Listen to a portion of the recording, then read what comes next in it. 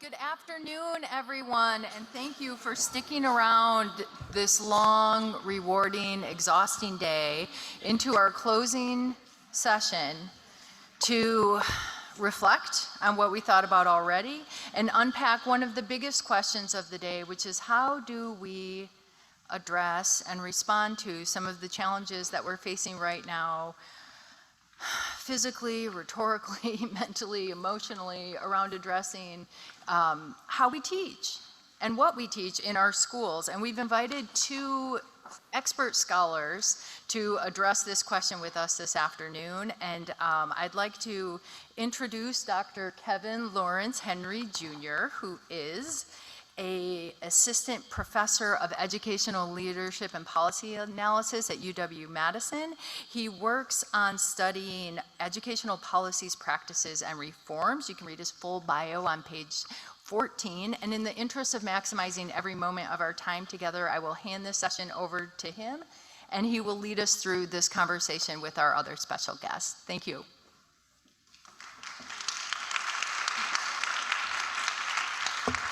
All righty, thank you all so much. How's the day going? Great, great, great. Thank you so much, Heather. I'd like to thank all the organizers here today who put forth this wonderful conference. We are in such dire needs right now for moments like these, and so I want to commend the organizers and you all for being here, particularly as we think about the interests of public education, as we think about democracy in these moments. And so it is my pleasure, actually, to introduce someone who in many ways needs no introduction, but nevertheless, I will do so. I'll try my best to do it. Gloria Ladson-Billings is the former Kellner Family Distinguished Professor of Urban Education in the Department of Curriculum and Instruction, and she was a faculty affiliate in the Departments of Educational Policy Studies at the University of Wisconsin-Madison. She was the 2005-2006 president of the American Educational Research Association, and Dr. Ladson-Billings' scholarship focuses and examines the pedagogical practices of teachers who are successful with African American students. She also investigates critical race theory applications to education and was in fact one of the first, in fact the first scholar to bring critical race theory to our field. She's an accomplished scholar with several books, scores and scores of articles and book chapters, and she currently is a fellow where she has received a distinguished honor from the British Academies as well. So I could go on and on and on to honor this woman, but I want us to get into the meat of our conversation today on critical race theory and closing the achievement gaps. And I want to start today as well. Today is James Baldwin's birthday. James Baldwin was an African-American writer, social critic, and activist. And he says, "It is certain in any case that ignorance allied with power is the most ferocious enemy justice can have." So with that, I'd like to welcome Dr. Gloria Ladson-Billings.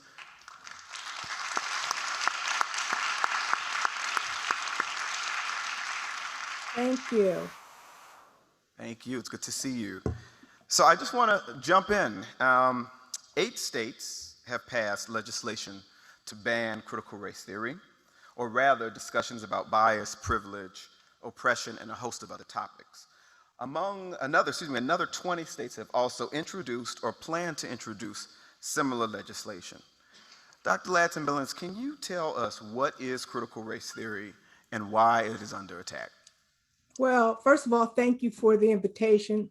I'm happy to join you today. Critical race theory is actually a set of theories. It's not just one thing. And it's a set of theories that seek to answer one central question.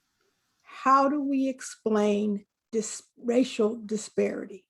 That's its whole purpose, is to try to figure out how do we make sense of racial disparity? This is a question that has dogged us in this society since its founding, before its founding. And so before 1619, up to maybe the mid-20th century, the most often used explanation for racial disparity was genetic. We just said, oh, these people are not quite as good as these other people. And so we had theories of eugenics. We had theory of racial superiority, and that's what we use to explain racial disparity. Somewhere in the mid 1900s, around 1955 or so, we began to talk about issues of lack of opportunity or lack of equal opportunity. And that's how we began trying to explain disparity, that there are some people that don't get an equal opportunity. The problem is every remedy that was proposed to equalize opportunity was rolled back. There were more than a half dozen cases designed to roll back the Brown decision. There were decisions that have still winding their way through the courts to roll back affirmative action. We have rolled back the voting rights effort legislation and civil rights. So every time we try to move ahead, we end up having to fight this rollback of equal opportunity legislation. So critical race theory says, the reason we have disparity is because it's systemic. It is baked into the system. It's not about an individual white person treating you a particular way. It's that you walk into a bank, you have the same profile as someone else, someone who is white, but yet you cannot get a bank loan or you cannot get a home loan.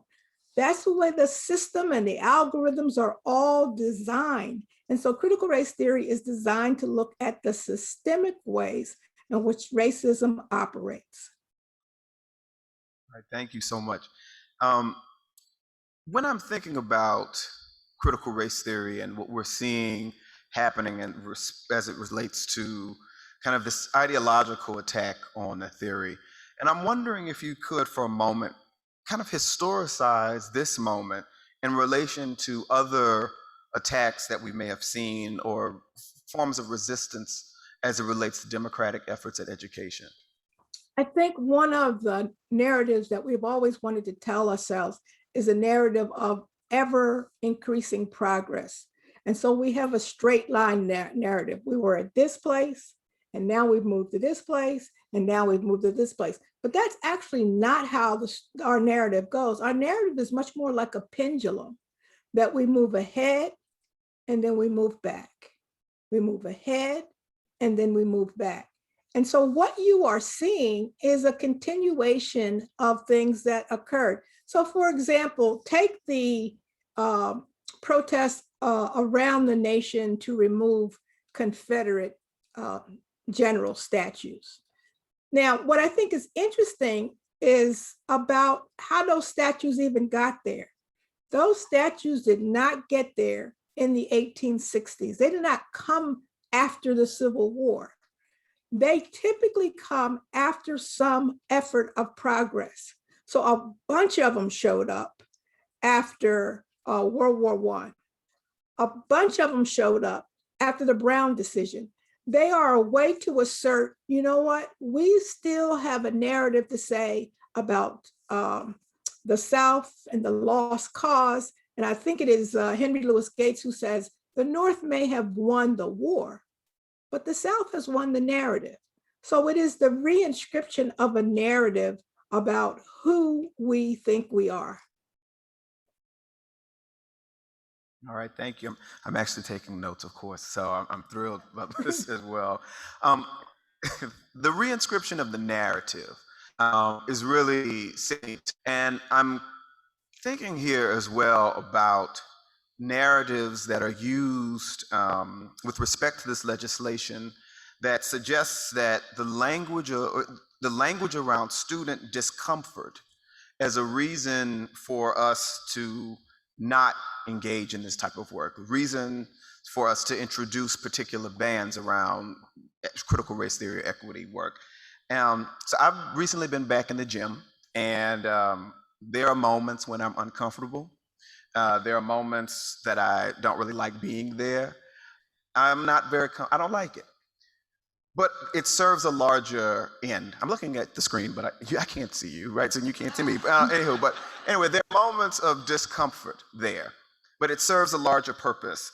And so I'm wondering if you could talk a bit about the role of discomfort in learning, and what if there's anything to fear about that.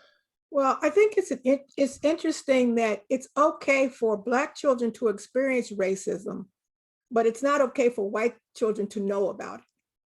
I mean, that's essentially what you're saying when you don't want them to feel uncomfortable.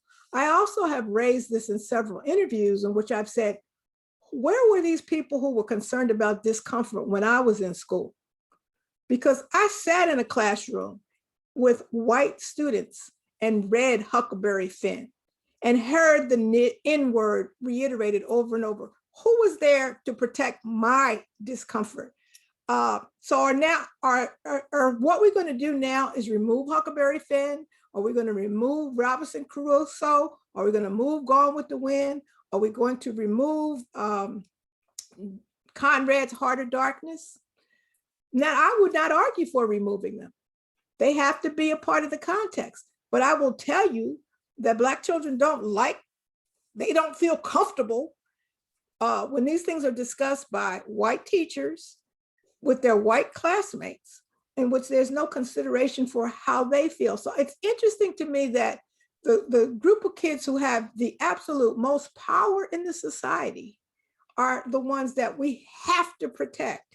And never mind how Black or Latinx or Indigenous students have felt about these, what's been in the canon forever. It is indeed a double standard.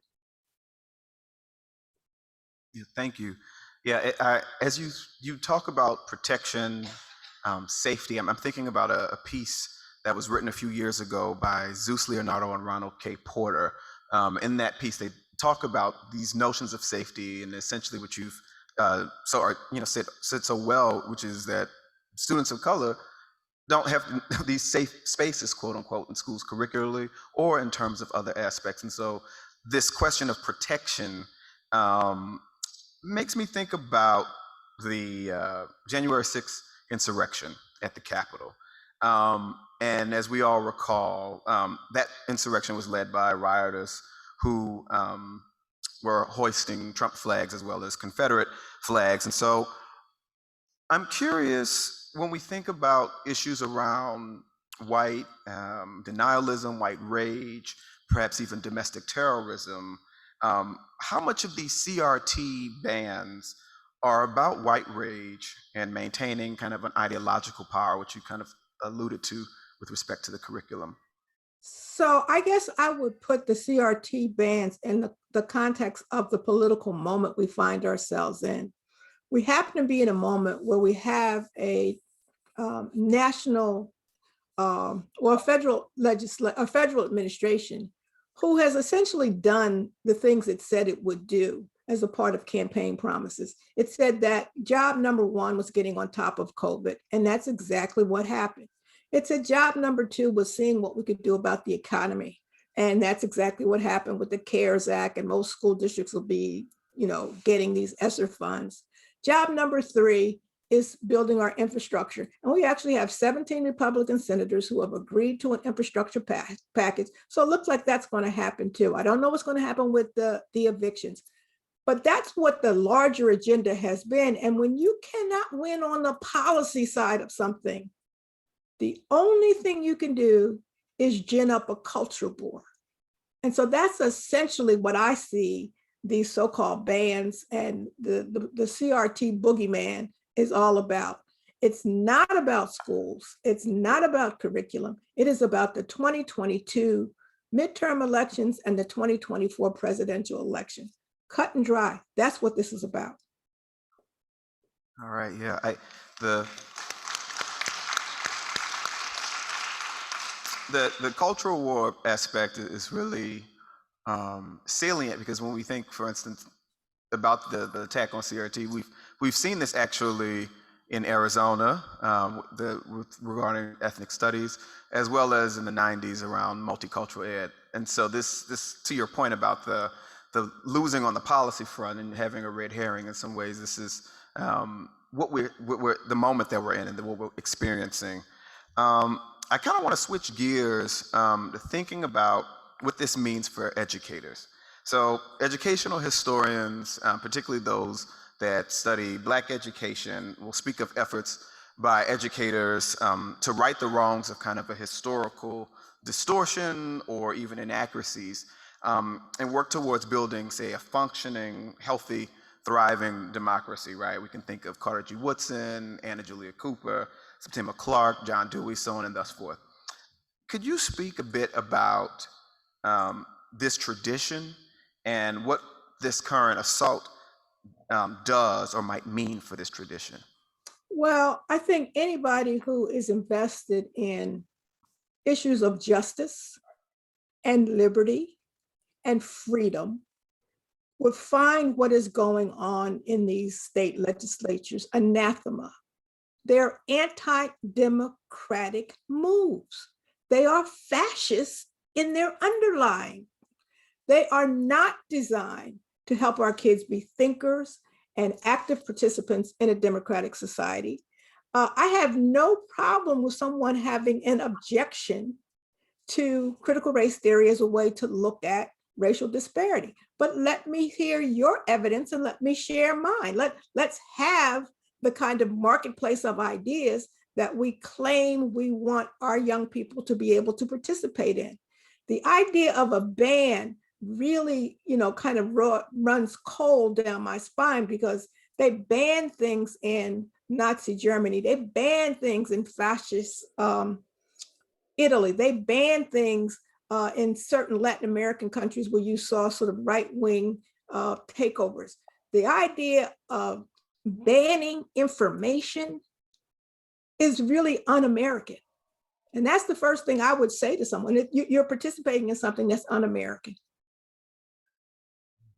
Yep, thank you. So this is kind of a personal question, but not really.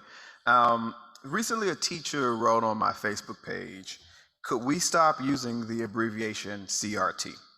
Because many folks may confuse it with culturally relevant teaching. So could you talk about the difference between critical race theory and culturally relevant pedagogy or teaching? Well, certainly I can, as the person who introduced both ideas. And they're very different. Critical race theory is a way to think theoretically about racial disparity.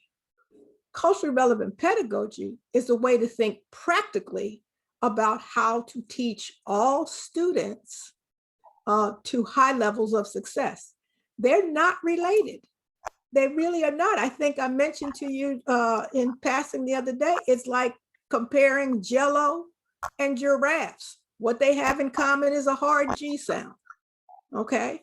So I don't know how else to help people understand that one is about practice, one is about theory, and they're about different practices and different theories. Thank you. We had some feedback, so hopefully you all were able to hear that distinction. Okay, great.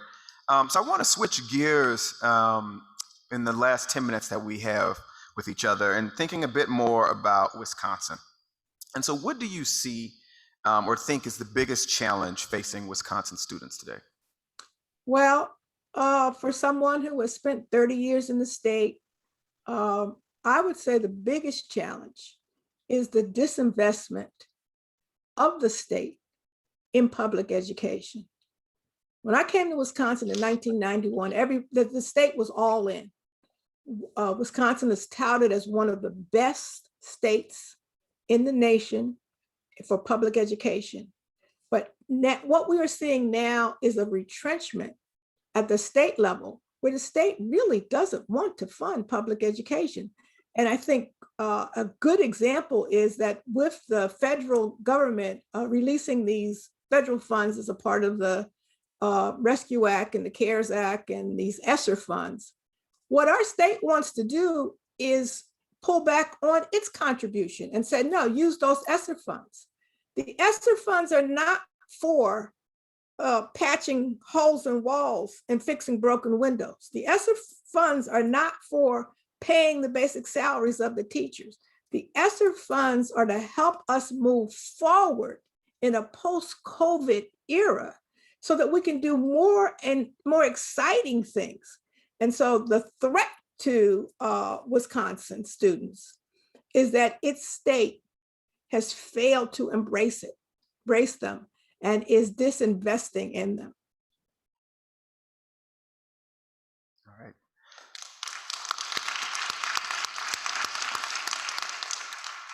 So you talked about the disinvestment and the retrenchment. The question, you've also talked about and written about the education debt.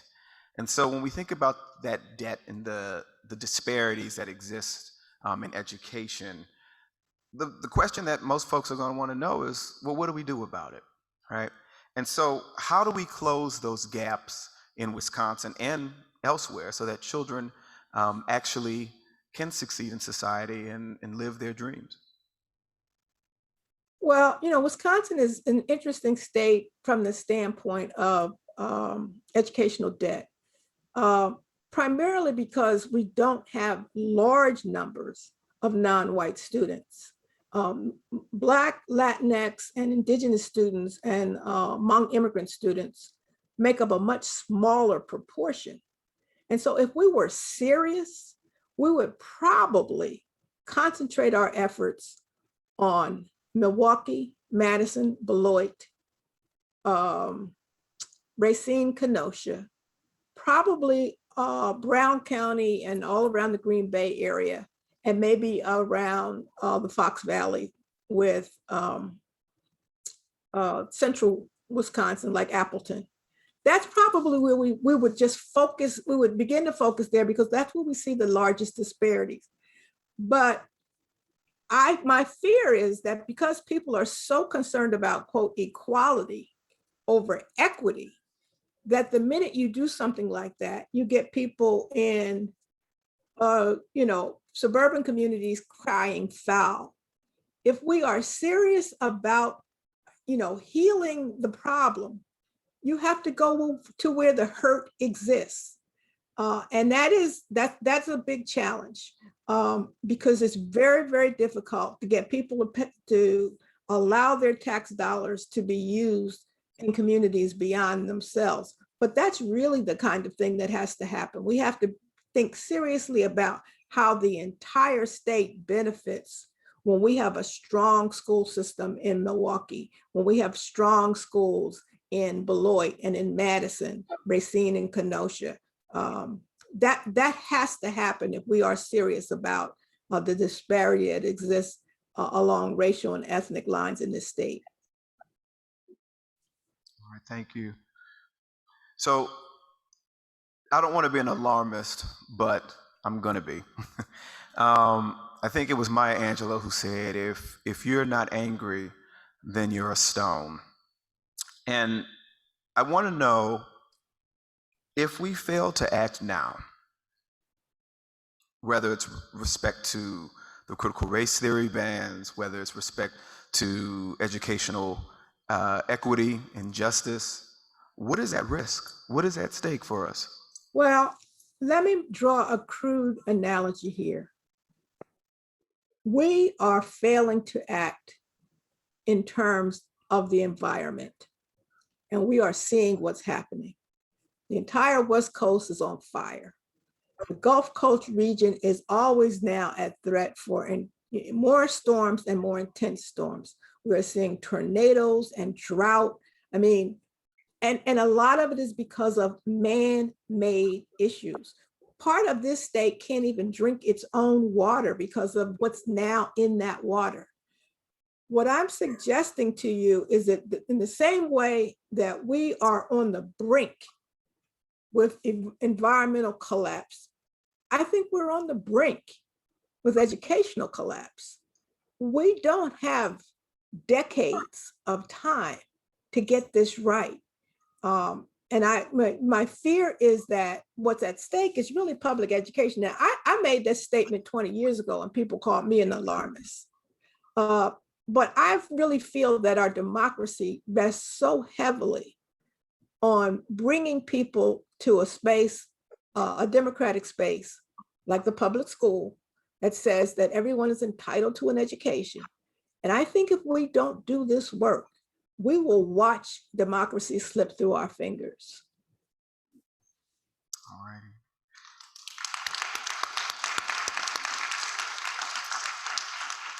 And so, relatedly, you've given us a charge and a challenge of some of the things that are most pressing right now.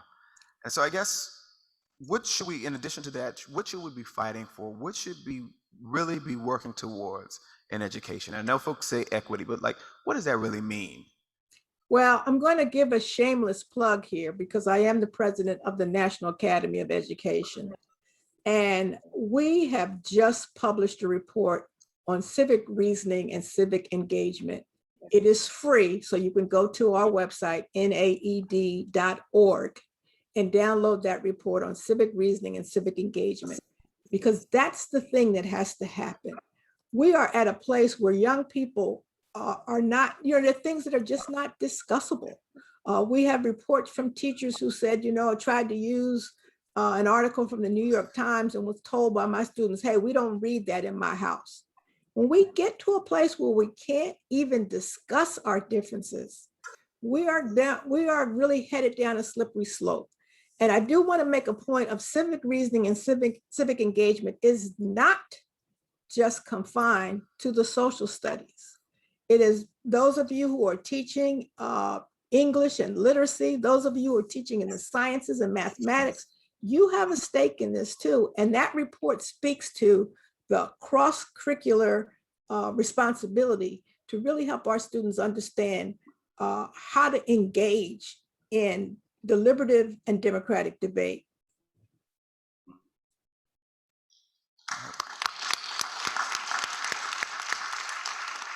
All right, last question before we open it up to Q&A. You've written about the dream keepers, right? You've written about hope, and you've written about promise. What gives you hope right now? Well, right now, my hope is really linked to the young people. These are, we're teaching the most imaginative, the most intelligent, the most technologically savvy group of young people the world has ever seen. And we need to catch up with them. I love John Dewey's quote that says, if we teach today's students like we taught yesterday's, we will rob them of tomorrow.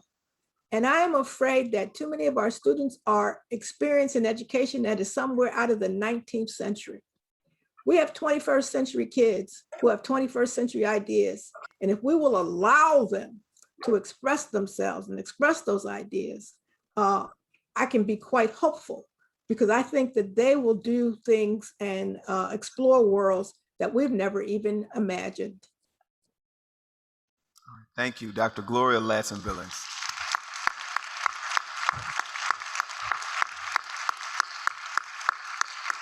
So it seems that we have about 10 minutes left or so.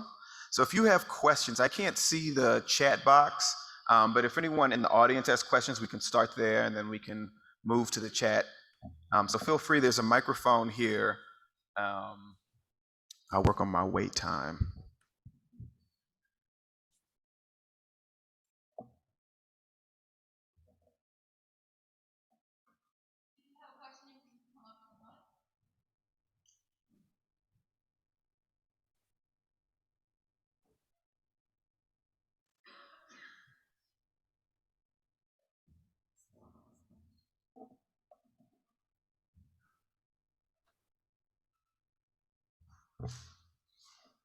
It's right in the front.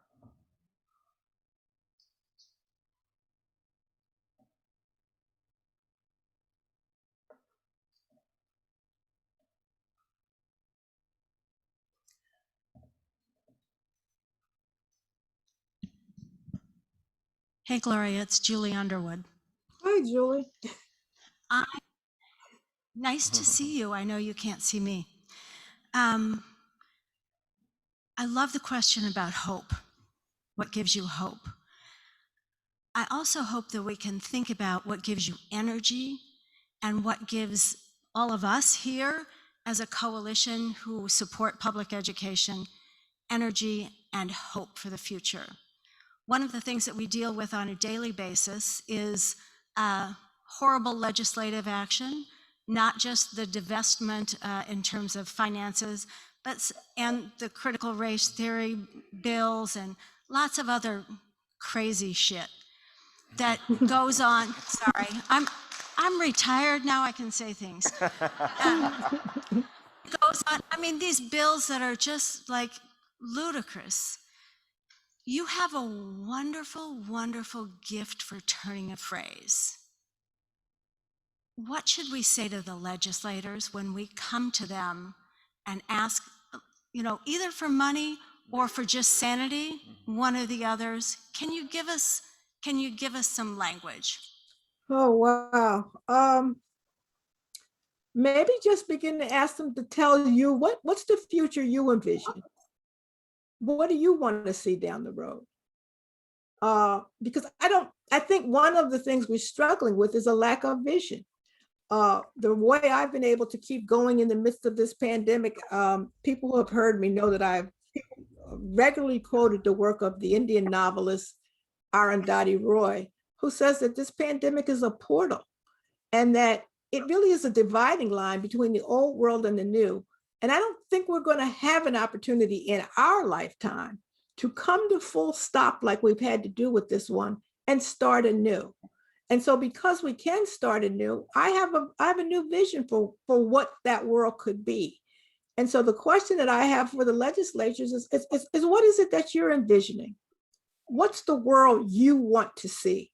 What is it that you can articulate about what you're doing? Because I don't think that they have much of a vision. Right.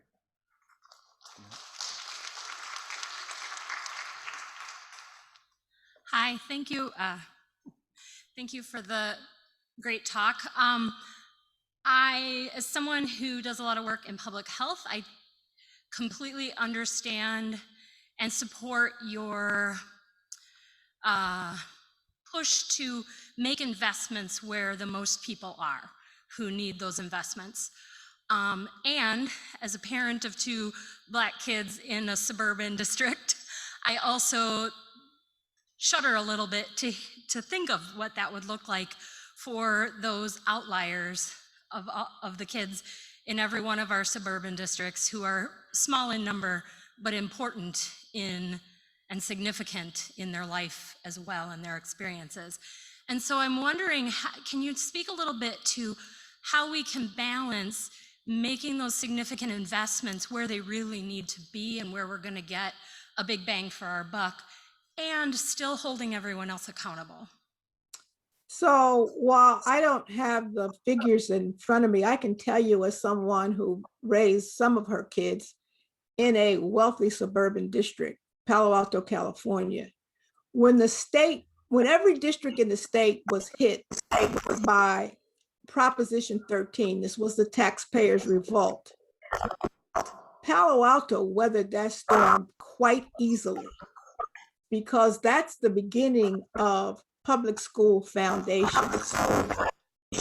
So if you were to go to Palo Alto today, I feel like I'm getting feedback. Tell me. Yeah. If you were to go to Palo Alto today, what you would see at its public schools are magnificent libraries, swimming pools, all of which were built by the private money. So one of the things that I know, a lot of these wealthy districts are self-preserving.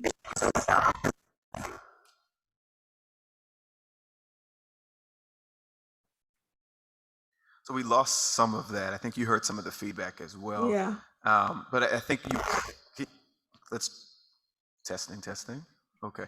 So you were saying some of those districts that are perhaps more affluent are able to weather some of those shifts in policy that other districts may not. Am I hearing that correctly? Or? Right. And not only just weather it, but they become quite creative in generating additional resources.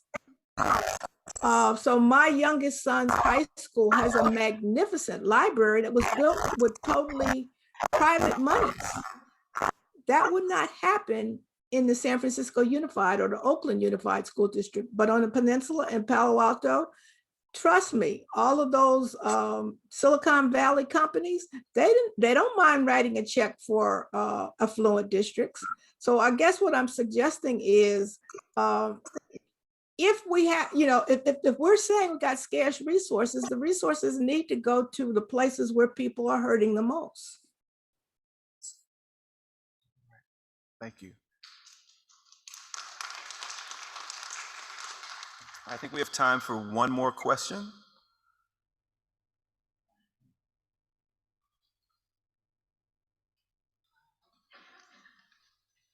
Thank you so much, Dr. Ladson-Billings. I really appreciate you being here. In the face of all that is going on, your name has been brought up in all of these discussions, and yet you have remained courageous and steadfast in who you are and what you believe in. For those of us who are doing the work and facing some of that, can you give us some hints as to how we maintain our strength and our courage in the face of all of that? And thank you, I really admire you. Well, thank you very much. I actually had a debate a few weeks ago. It's online somewhere at a site called the Monk Debates with John McWhorter. And John is not an ignorant person. He's a scholar. We just happen to see the world very differently. And one of the things I said to him is, I'm not worried about people like me. I'm not worried about scholars who are in some ways insulated. I'm worried about that teacher in Iowa, or in this case, the teacher in Beloit, or the teacher in somewhere in Brown County in Green Bay, right? I'm worried about that person who just wants to do good work. The question that I have over and over for these folks who are proposing this legislation is, well, what can the teacher teach about slavery? What can they teach about Reconstruction? What can they teach about civil rights or Black Lives Matter? Tell us. Because what I'm seeing, I just saw something about Texas saying that the teachers in Texas cannot describe the Ku Klux Klan as a terrorist group. Well, if that's not a terrorist group, then nobody's a terrorist group. So I think, I hope teachers will stick together. I think your communities trust you. I think that many of these people who are jumping up and down are not in your community. In fact, probably don't even have any kids in school, because I think this is, again, a political ploy, a distraction from the fact that they don't have any policy to put forth before you. So I will hope that people will lean on each other, that they will stand for what's right. The last time we sort of saw this en masse was in the 1950s. And where did it emanate? From Appleton, Wisconsin, with Senator Joseph McCarthy. So we know it can be dangerous, but I am hopeful that you will stick together, that you will work in your various advocacy groups and your professional associations, whether it's NCTE or ASCD or NCTM. I mean, all of these curricular groups have strength in numbers. So that's what I'm hoping. Don't let people be out there on their own, fighting by themselves. All right.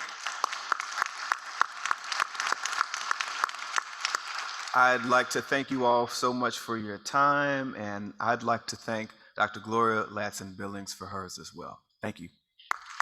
You're welcome. Thank you.